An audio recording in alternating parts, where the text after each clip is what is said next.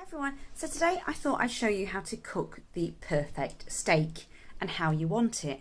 And the reason I've thought about doing this recipe was I actually went to our local award-winning butchers called Frank Parker's, and I blogged about it, and I ended up coming out with quite a few goodies. And we ate their cheese melt in the middle burgers the other day, and today I'm going to actually cook their rump steak, which is what they suggested. But I also kind of begged Frylight to send me their whole range in the post because I couldn't wait to try their garlic and chili infused oils. This is not a sponsored post, I just begged for it. And I can't wait to try them. The only time I've ever seen these for sale was when I was in Surrey the other weekend and I saw them in Tesco, but I knew Frylight had actually said they were going to send me them, so I didn't buy them at the time.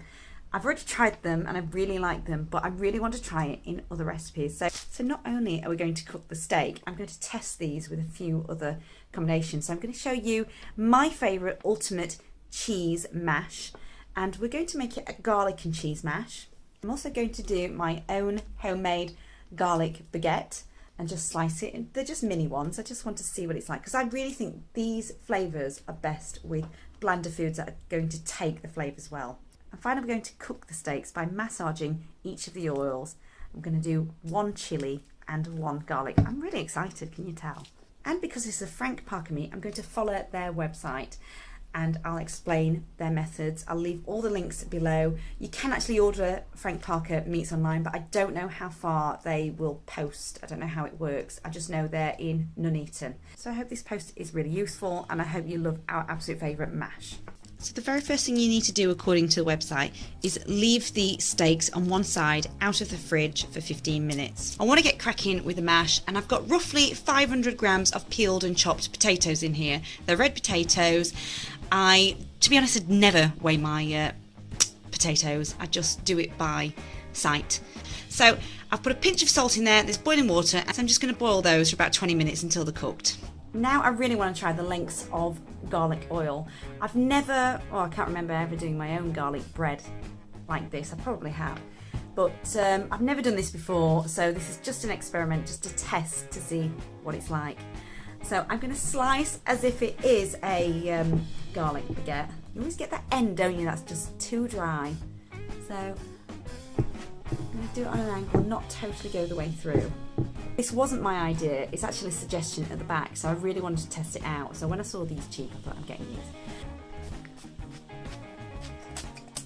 And it smells really strong, and I've been looking forward to trying this. So the only downside to spraying is, yeah, I've got the inside, but I've got most of it all on the top, so we're just going to see what it's like. I'm going to stick this in the oven for 8 to 10 minutes on gas mark 7.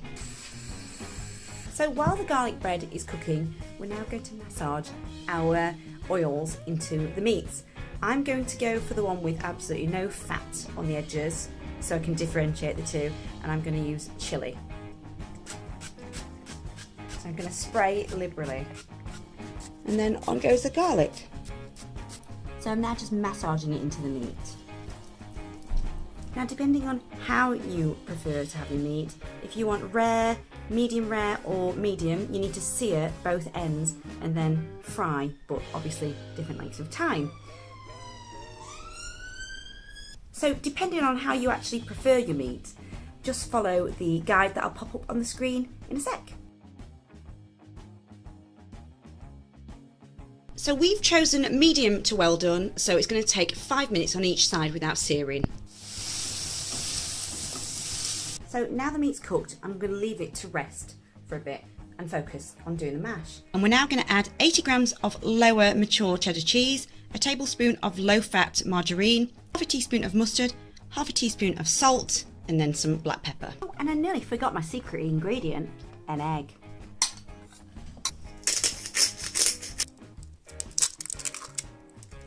The egg gives it a really creamy texture.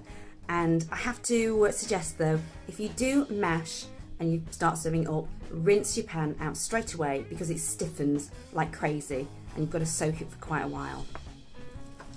And just get mashing.